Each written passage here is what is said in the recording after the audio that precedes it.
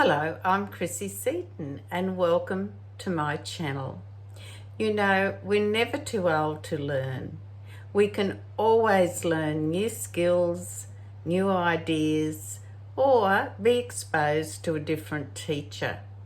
So learning continues from birth until death.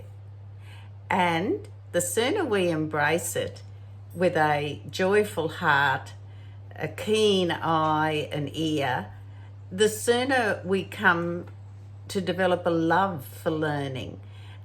Certain topics will interest us above others. And even being exposed to the same topic over and over again can suddenly take on new light when somebody different presents the topic. It will just trigger something in your mind, or it'll be that aha moment, and suddenly that concept you grasp and embrace completely. So we've now talked about that and trust me, take it from me, I'm 70 and I'm still learning things, and the day I stop learning things is probably the day I'm going to curl up my toes, I think, because if we think we've reached a stage in life where we don't need to know anything else or learn anything else, then that's when the rot sets in. So let's have a look at how we approach this, or how we conceive this in our mind about learning, continued ongoing learning, even relearning the same skill or topic over again. So I'll use the example of digital technology. Now, some of you people that are my age or older will remember what a struggle that was when it first, particularly when it came into the workforce where we were working. We didn't have to worry about embracing it at home, but in those early days when computers were starting to be installed into workplaces and the staff had to learn new skills. And I remember that vividly. I remember when nursing started using computers. I was still working in the public health system, and I can remember thinking to myself, oh, never. Over my dead body. Oh, I'm not going to be sitting at a screen, and doing this, that, and the other. And we all felt the same. I probably echoed what everybody else was thinking, but it was a fact of life. And so we began to get lessons, and there were timelines when these computers would be up and fully functioning, but we all had to go through a series of lessons. Now, some of the teachers just left me. I walk away, think, I have no idea what that person was talking about. But sooner or later, a teacher would come along and they would just put it in simple concepts. They just had a knack of approaching us in the right way. Simple explanations, and then, come on, have a go at this. And so a whole new vision opened up, and we all of us began to lose our fear and false ideas, I guess, of what computers were going to do to nursing. Well, they enhanced it. And of course, we all went on to say, gee, this was a great thing. Why did we kick up such a fuss about it? So that's just an example.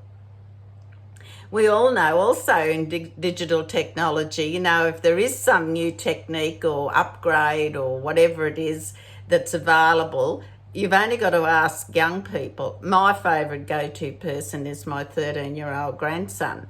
He just says, oh, Grandma, it's okay. It's just like this, it's like that. And they have been born into a digital era. They know no other concept.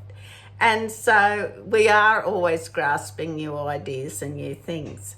And the same applies to our spiritual or other educational growth, whatever we're studying, be that nursing or, carpenter's apprentice or whatever, there is always someone else that comes along and just makes things better. And so the concept is that we don't know it all yet. We think we know everything there is to know in our walk of life, our profession or our trade, but somewhere along the way we're always picking up something new if we're willing to learn. And the same thing applies in our spiritual life. We can have the same person teaching us the same thing over and over again, and yes, ho-hum, it gets sometimes, but somebody else can come along, a new face, a new voice, and say exactly the same thing, really, but it's how they present it to you. They may have different expressions, they may have different ideas, and suddenly you get that light bulb moment. You think, oh, gee, I understand fully now what they're talking about. So we're always got to learn something new. Even if we don't want to, it eventually has to be grasped. The same with our spiritual, contemplative life. We're studying our Tanakh, our Bible, studying what it is to be a righteous Gentile. We will hear things several times from different people, but suddenly one day you'll hear it from a different source, and suddenly, it all makes sense. So, we're never too old to learn. We can establish that. We're probably never too young to start learning either.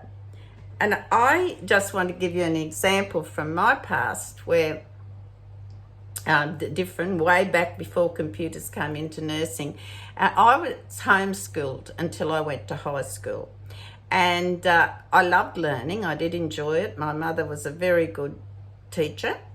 And but I was struggling, and I liked maths. I didn't dislike it. But this new concept I was getting to have to learn and get my head around was long division. Now, no computers, no nothing, no calculators in those days. It was all in the head or on pencil and paper. And I did struggle with it. And my mother, it was no fault of hers, it was just the way she'd probably been taught and was explaining that to me. But I struggled. And in the midst of this, we paid a visit to my grandfather, my father's father, who I loved dearly, blessed memory. And he would always want to engage me in conversation about what I was reading, what I was learning, what was my favourite, book, blah, blah, blah.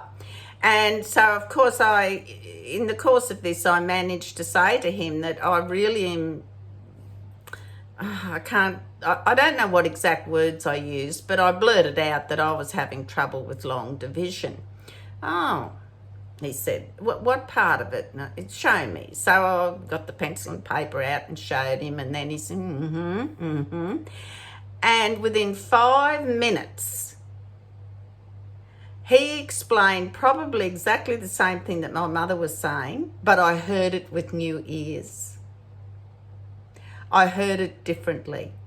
He showed me step by step, about say how you can break it down into 10s or 20s or 30s. He showed me a new way to approach it and get around it. And suddenly this wealth of information opened up for me. And, we spent quite some time, he'd write some out for me and I'd have to work them out. And, that darling, darling grandfather of blessed memory, he reinforced my learning, opened up a whole new vision for me, and probably was instrumental in developing within me a lifelong love of mathematics.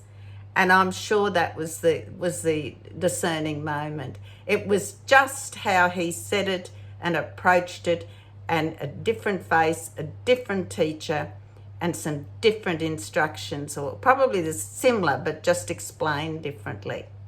And I've never forgotten that. I have never ever forgotten that moment. I conquered long division sitting beside my grandfather at the kitchen table, and I was in love with maths ever after, and still am. Still love it. So a different insight by someone else just does, suddenly it just opens up a new window, a whole new insight and understanding. It adds to your arsenal of knowledge. It adds to your approach to how you do something. And that person can be still saying pretty much what was said to you before, but it's how they approach it, how they say it, how they present it. And of course, you have to be in the frame of mind too to want to learn that as well. So, as I said, and through life, you'll have noticed that you'll be able to recall after this video you've watching that teachers and things did the same to you. You could just have a change of teacher and suddenly, Shakespeare took on a whole new meaning for you, or like me, mathematics or scientific things, and just that light bulb moment when it all dawns on you, aha, it's there. So we're always adding to our arsenal of understanding. There is no doubt about that. And I think the day we stop thinking that we don't need to learn anymore is probably a pretty arrogant way to get. If we think we know it all, well, we know what people say about the person who thinks they know it all. So-and-so's just a know-it-all. So let's avoid that pitfall. Let's strive to know what we need to know and understand. So I just also want to remind you all that we are having live Zoom classes commencing on Wednesday, the 16th of February this year, that's 2022. It will be 10 a.m. Now that's Queensland time, Australia. Now, what will happen is there will be a link provided in the description box below, clearly marked live Zoom class links. And so that will commence on Wednesday, 10 a.m., the 16th of November. But you will have the link, when this video is published, which will be Sunday in Australia. So you'll have it prior to Wednesday, the first Zoom class. And I just thought it was pertinent to talk about learning, because sometimes in some of these classes there may be concepts and ideas that you've already got a fairly good knowledge of, but it only takes a different teacher or a different participant to pose a question, and suddenly it opens up a whole new doorway for you. So, as I said, some of you will find most of the topics something that you know a little bit about, and there'll be some that have never heard of those topics. But we will enjoy doing those Zoom classes. And remember, you're never too old to learn. We don't know it all yet. And learning begins at birth and actively continues till our death. So, embrace learning. It's a wonderful, wonderful experience. Please take care and God bless.